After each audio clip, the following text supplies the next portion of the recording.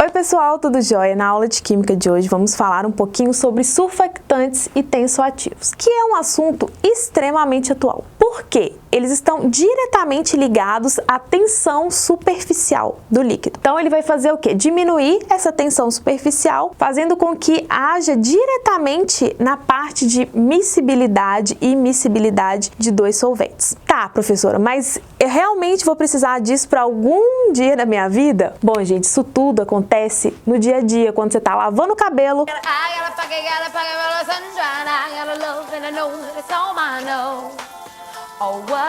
Quando você está lavando louça. Então, assim, os surfactantes e tensoativos, eles são muito utilizados no dia a dia. Sabão em pó, o nosso detergente, que são os mesmos princípios ativos também, por exemplo, para o esfoliante do rosto, para removedor de maquiagem, alguns produtos de skincare, de beleza, são produtos que a gente utiliza muito no nosso dia a dia. Mas vamos tentar entender o que é, como são formados, as suas propriedades e como que acontece todo esse processo, né? Por exemplo, quando você está lavando o cabelo, como que acontece o processo de tirar aquela sujeira, aquela gordura do seu cabelo? Quando você está lavando vasilha, quando você coloca lá o detergente na buchinha, por que aquela gordura sai, né? Isso tudo a gente explica aqui na Química. Então a gente falou um pouquinho sobre quais são as aplicações desses surfactantes ou tensoativos. São moléculas anfifílicas. O que significa anfifílicas? Elas possuem uma parte apolar, que a gente chama de cauda, que é a região que a gente chama de região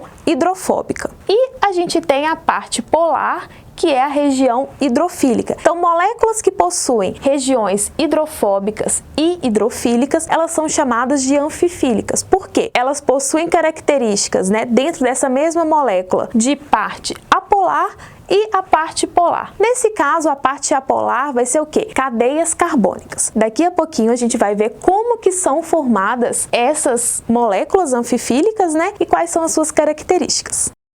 Bom, pessoal, esses surfactantes, eles podem ser classificados, né, nomeados ou separados devido a 4 tipos. São eles os catiônicos, os aniônicos, os anfóteros e os não iônicos. Então, a gente vai ter o quê? Como eu falei anteriormente, a cauda, que vai ser a parte apolar. E agora, já a cabeça, que vai diferenciar, porque a cauda sempre vai ser apolar, independente do tipo de surfactante. Agora, quando eu tenho uma cabeça desse surfactante com a carga positiva, ele vai ser nomeado de catiônico, como o nosso exemplo aqui, ó, a carga, como a gente pode ver aqui, a carga positiva do nosso surfactante, ele é um surfactante catiônico. Já quando a nossa cabeça do surfactante, ele possui carga negativa, a gente vai ter o quê? Um surfactante aniônico, que igual aqui representado por esse exemplo, com a carga negativa da cabeça do nosso surfactante. Podemos ter também carga positiva e negativa, que são os chamados surfactantes anfóteros ou ziteriônicos. Então a gente tem a carga positiva e a carga negativa no mesmo surfactante. E por fim, mas não menos importante, temos os surfactantes não iônicos, onde a gente não possui carga nesses surfactantes. Agora a gente vai ver como que esses surfactantes são formados.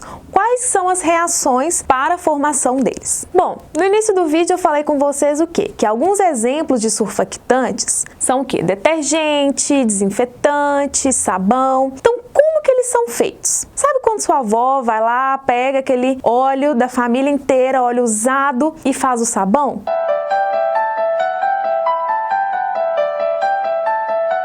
Basicamente isso. Mas o que a sua avó está fazendo que ela não sabe? Ela está fazendo uma reação de saponificação. Então, o que ela está fazendo? Ela mistura o óleo usado de cozinha, que quimicamente falando é o quê? Glicerídeos, que são essas estruturas aqui, são os óleos ou gorduras. Através disso, a gente vai fazer uma reação junto com uma base, no caso, hidróxido de sódio ou hidróxido de potássio. No caso da gente utilizar o hidróxido de sódio, geralmente o sabão, ele é um sabão em barra.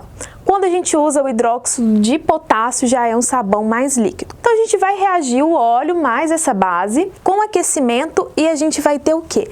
A formação do sabão, ou seja, do nosso surfactante, né? Nosso detergente, mais a glicerina, que é um subproduto dessa reação. Então, a nossa famosa reação de saponificação, que cai muito na prova do Enem, é basicamente isso. A gente tem um óleo, uma gordura, mais uma base forte. aquece e vai formar o nosso sabão mais o subproduto que é a glicerina. Agora a gente vai entender como que essas moléculas se comportam, né? Qual a função dela? Tá, temos lá aquele surfactante.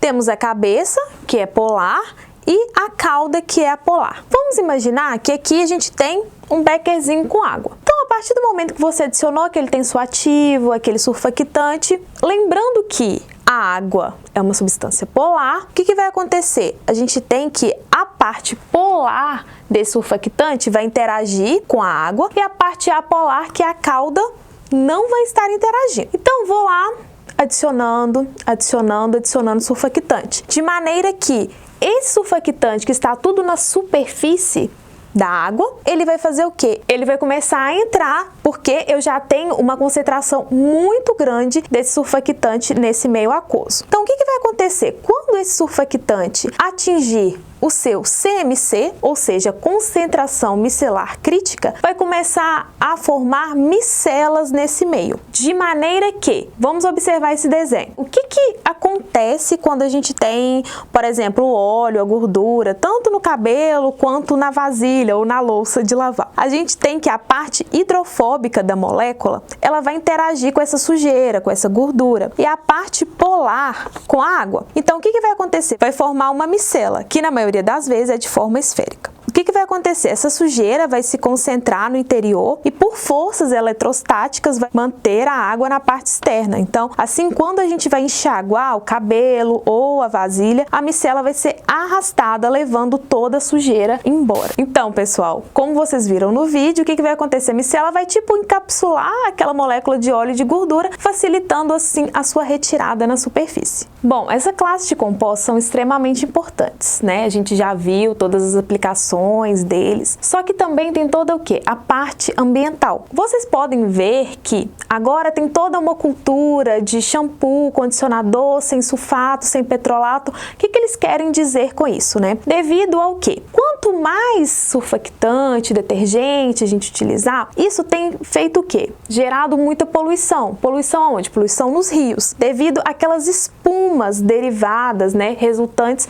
da utilização desses compostos. As espumas desses rios vai fazer com que vai modificar todas as propriedades físico-químicas daquele meio, além das propriedades biológicas também. Então, tem toda a questão ambiental por trás disso. Bom, pessoal, espero que vocês tenham entendido toda essa questão de surfactantes, como eles são feitos, como são formados as micelas, que são pontos importantes, que geralmente caem na prova do Enem, e a característica de cada um. Deixem aí nos comentários as suas dúvidas e até a próxima aula.